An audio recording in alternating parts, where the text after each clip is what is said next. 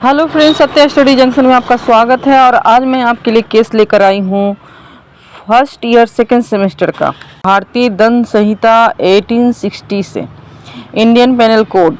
एक केस घरेलू हिंसा से रिलेटेड है, मर्डर का केस है। इस रेग वर्सेस गोविंद का है। रेग शिकायत करता है और गोविंद अभियुक्त है। इस केस का रेफरेंस लिया गया है ILR बॉम्बे 942, जिसका सब्जेक्ट था भारतीय दंड संहिता की धारा 299 एवं 300 के अंतर्गत मानव हत्या से रिलेटेड है, घरेलू हिंसा से रिलेटेड है। इस केस का फैक्ट है 18 वर्षीय गोविंद नाम का एक युवा अपनी पत्नी जो कि नाबालिग थी, 12-13 साल की थी, उसे गुस्से में आकर घरेलू हिंसा करता है और लात घूंसों से पिटाई करता है। पत्नी की उम्र बहुत ही कम थी, वह नाबालिग थी। पिटाई के कारण उसके पीठ में चोट लग जाती है और उसके कारण वह जमीन पर गिर जाती है। हालांकि चोट बाहर से दिख नहीं रहा था, लेकिन उसे अंदरूनी चोट आता है। गिर जाने के बाद भी उसका पति गोविंद उसके साथ फिर से मारपीट करना शुरू करता है और वह अपनी पत्नी के सीने पे चढ़कर बैठ जाता है और मुंह में थप्पड़ मारता है। उसके आँख में चोट आती है और उसके मस्तिष्क की नस फट जाती है। डॉक्टरी रिपोर्ट से मालूम होता है कि 3 चोटों के कारण उसकी मृत्यु हो जाती है।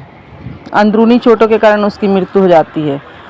यह केस सेशन कोर्ट में जाता है, सत्र न्यायालय में जाता है, जहां पे पारा के सत्र न्यायाधीश ने सुना और माननीय न्यायाधीश मैकटियर ने इसका विचारण कर गोविंद को हत्या का दोषी पाते हुए मृत्यु दंड की सजा सुनाते हैं। दोस्तों, आपने देखा कि गोविंद जो है अपनी पत्नी को मारपीट करता है और वह साबित भी हो जाता है, जिसके कारण उसे मृत्यु दंड की सजा मिलती है।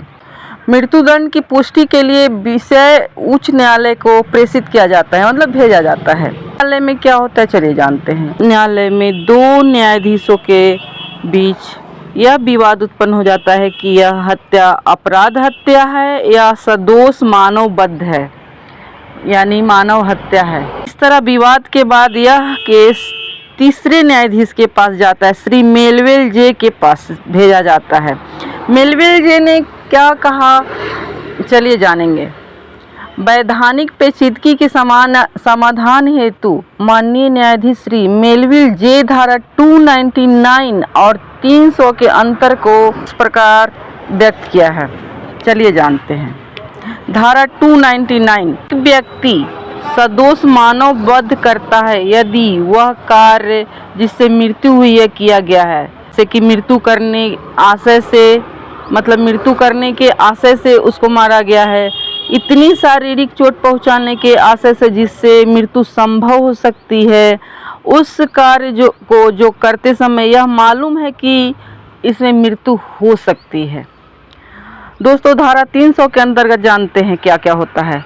कुछ अपवादों के होते हुए भी सदोष मतलब दोष के साथ मानवबद्ध हत्या है यदि वह काम जिससे मृत्यु हुई है किया गया है, जैसे कि मृत्यु करने का आशय मतलब कारण, इतनी शारीरिक चोट पहुंचाने के आशय से जिससे अपराधी को यह मालूम हो कि उस कार्य से मृत्यु संभावित हो सकती है। यदि चोटग्रस्त व्यक्ति को चोट पहुंचाया जाता है यानी कि मारा जाता है, जो क्षति हुई है वह प्रकृति के समान अनुक्रम में मृत्यु के लिए पर्याप्त है। जानकारी के साथ कि उसका मारपीट खतरनाक है और मृत्यु की पूरी संभावना है या हो सकती है। आपने धारा 299 और धारा 300 को आपने जाना।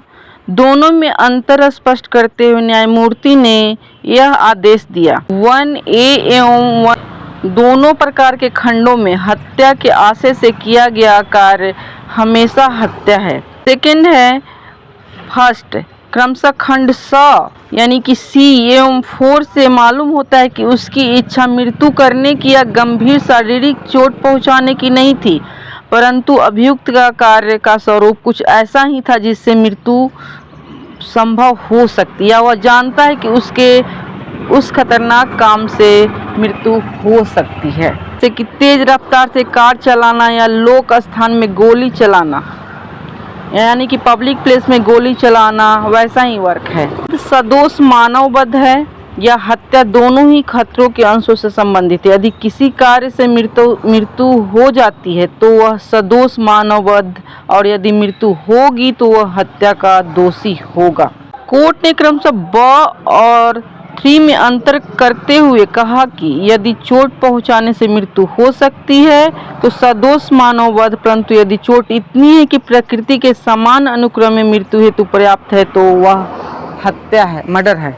एग्जाम्पल के लिए कोमल एवं नाजुक शरीर पर घूसे एवं डंडे से चोट पहुंचाने से मृत्यु हो जाती है और दूसरा नाजुक स्थान पर तलवार से हमला करने पर मृत्यु हो जाती है तो प्रथम सदोष मानववध होगा, यानी कि मर्डर होगा, और दूसरी हत्या।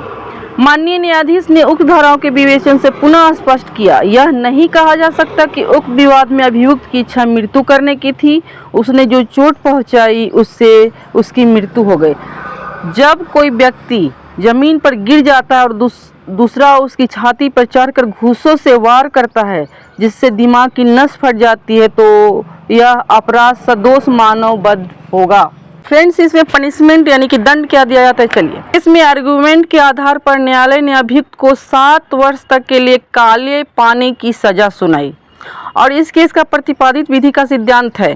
फर्स्ट, यदि शारीरिक चोट जानबूझकर पहुंचाई जाती है जिससे मृत्यु हो सकती है तो सदोष मानववध कहलाएगा, और यदि चोट इतनी अधिक है कि प्रकृति के समान अनुक्रम में मृत्यु कारित करने हेतु पर्याप्त है तो वह अपराध हत्या होगी। सेकेंड पॉइंट, यदि मृत्यु का आशय स्पष्ट है तो वह हत्या है। थर्ड पॉइंट, हत्या सदोष मानववध मानव जीवन के खतरे के अंशों पर निर्भर करता है। तो फ्रेंड्स, यह केस डिस्कशन कैसा लगा हमें कमेंट करके बताएं। अगर केस डिस्कशन अच्छा लगे तो हमारे चैनल को सब्सक्राइब करें। मिलते हैं नेक्स्ट वीडियो में, तब तक के लिए बाय बाय।